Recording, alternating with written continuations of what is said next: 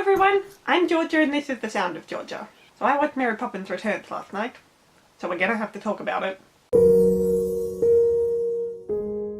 I'm going to try and make this video light on spoilers, but there will be some for both of these. So if you haven't watched them, you have been warned, but I'll leave a note on the screen. So when I first heard about this movie back in 2015, when I was living on campus at uni, I said to myself I would only watch it if Julie had a cameo. But we all know that wasn't going to happen. But then I started doing YouTube and I wanted to make a Mary Poppins character study video. That will be coming soon-ish. I haven't read the book yet. I'll need to do that for it. But I'm hoping to pick up the book very soon. So I started YouTube and I wanted to make that video. And I listened to Moana. And then I listened to Hamilton.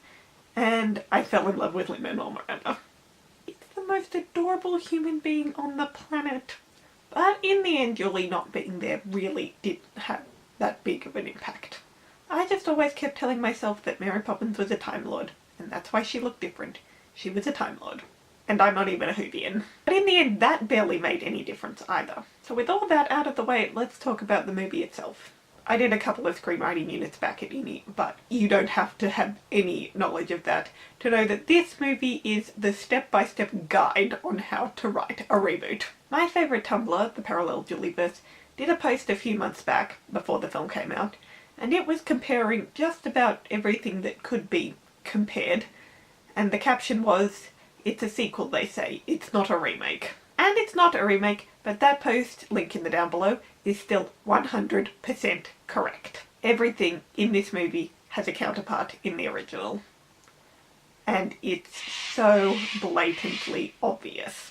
From my point of view, the film is trying to tap into your nostalgia, but it's doing so much that you are constantly being reminded of the other movie, to the point that it's distracting. And because of that, you can't really enjoy the movie as it is.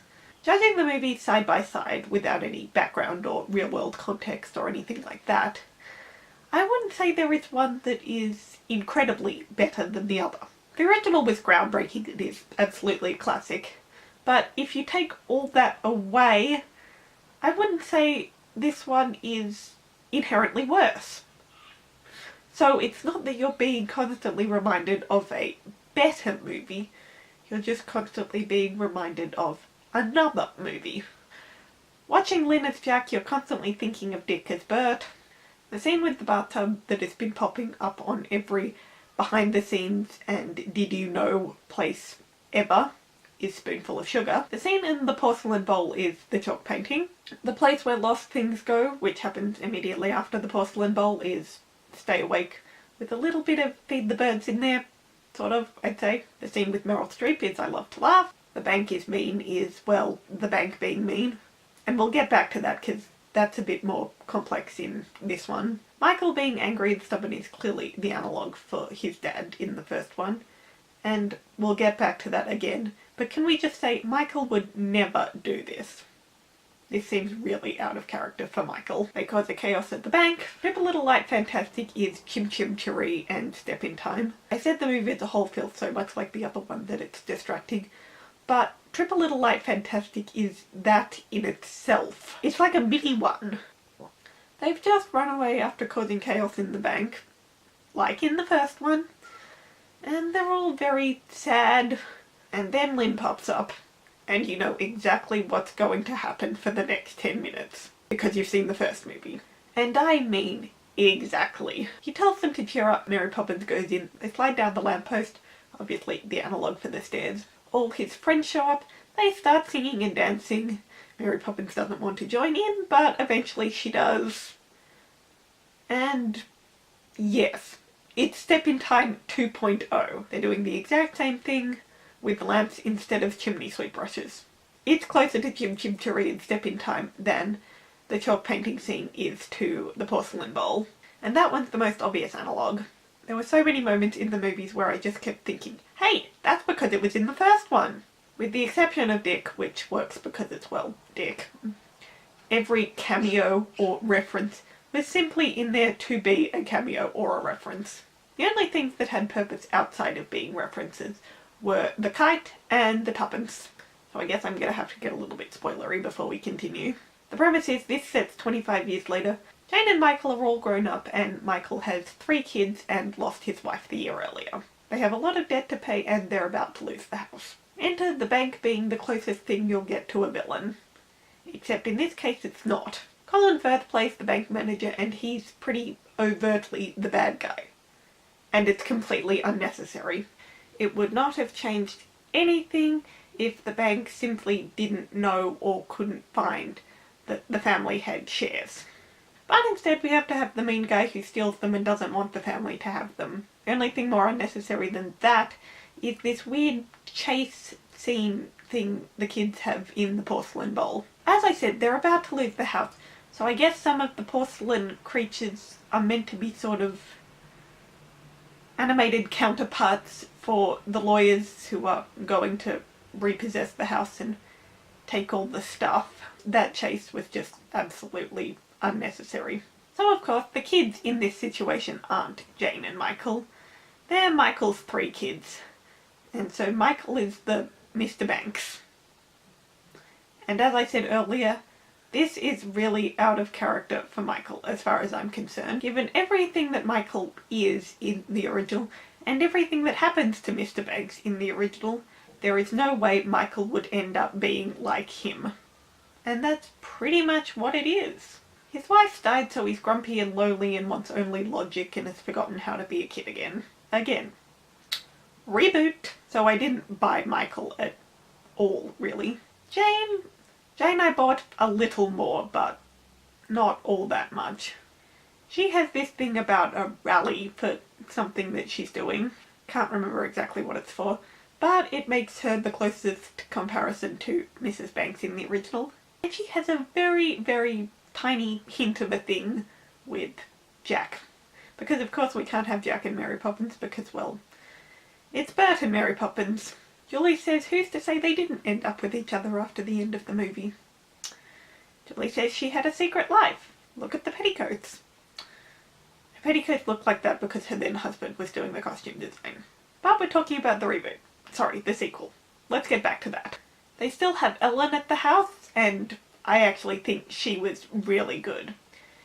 She's barely in it, but Julie Walters did a great job of acting like an older Ellen. Out of those 3, she was the one I bought the most.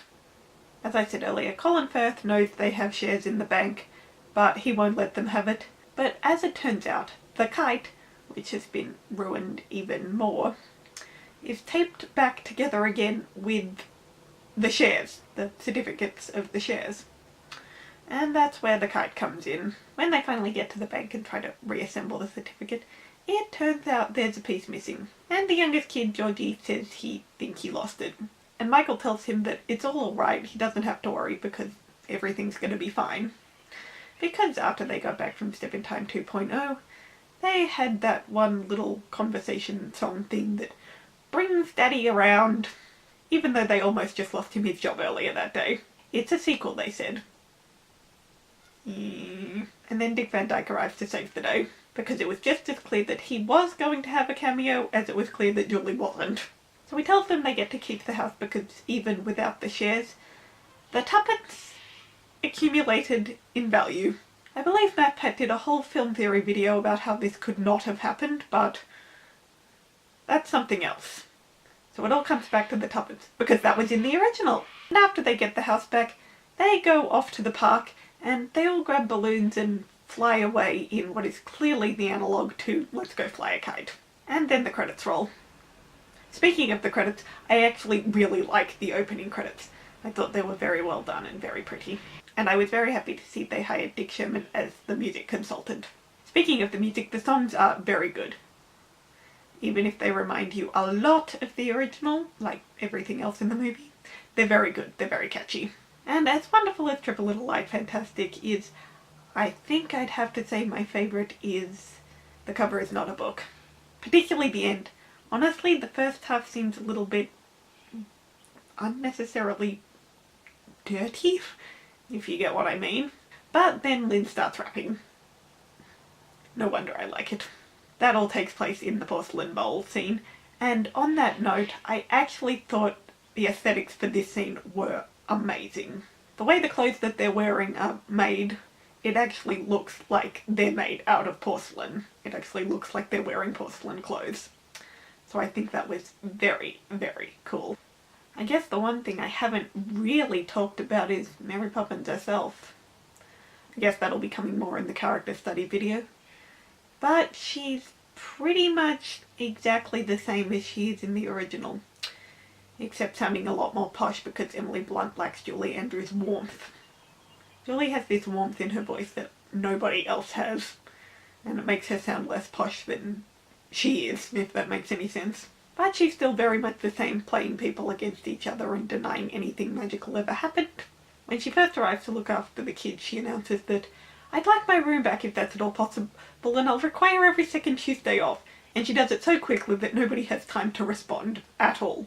Which is very cool and it fits into her character, but it was in the other movie. Same with what she says to Jane and Michael when they first arrive. "We're still not a codfish and still rather inclined to giggle." Because that was in the other movie. So she promises to stay until the door opens.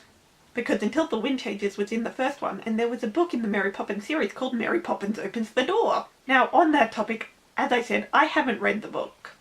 I haven't read any of the books, so I don't know how similar they all are. I don't know if the other books in the series feature events that are so similar that the movie being so similar is inevitable. But considering how much Disney changed and how Mary Poppins really has become more Disney than the books themselves, I don't think so. All I know for certain is P.L. Travers is rolling in her grave. So Jack's there to open the film, Jack's there to close the film, you know, just like Bert did.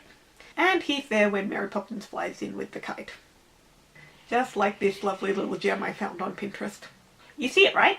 And with that, my absolute favourite thing about the movie was Lin. And I knew it would be. He is the most adorable human being on the face of the earth. And yes, I realise I am talking about the sequel to a Julie Andrews movie. Julie Andrews is not adorable in the way Lin-Manuel Miranda is. I don't think I'm a good authority on the Cockney accent. So I don't know how good Lin's was, or even if he was trying to do a Cockney accent specifically. But his accent was consistent. Dick Van Dyke's was not. I was really happy to see he got to do a bit of rapping. Because, well, that's what Lin does. And yeah, it wasn't my shot, but we all knew it wasn't meant to be. This is Disney. But as wonderful as Lin is, just in general, as Jack, he's still confined by the reboot-ness of this film. Bert knew Mary Poppins before she flew in, so did Jack apparently. Heck, Jack was Bert's apprentice. Clearly for no other reason than that it was an opportunity to bring up Bert. Lin was my favourite part of the movie, and I pretty much knew he would be going in. But I can't even tell you whether I think he's better in the Mary Poppins sidekick role than Dick Van Dyke is. And that's just because the movies are so similar. It's really hard to disconnect them. So overall, I liked the movie. I'm glad I saw it and I could see myself watching it again someday. And there were some things I really did like about it. The aesthetic for the porcelain bowl adventure, Julie Walters as Ellen, this line, "Some people think a great deal too much." I thought that was really cool. And Lin. But its biggest problem is that it's trying so hard to tap into your nostalgia for the original one that you're constantly reminded of the original one. So even though it is a very enjoyable film, it's hard to enjoy it in its own right. Unless, of course, you've never seen the original. But really, there can't be that many people in that situation, I'm sure. I almost feel like if you haven't seen the original, this might be a lot easier to enjoy. It is an enjoyable film, but a lot of the time it's hard to enjoy it. So many moments just had me going, because this was in the other movie. And that's everything I have for you today. I hope you enjoyed.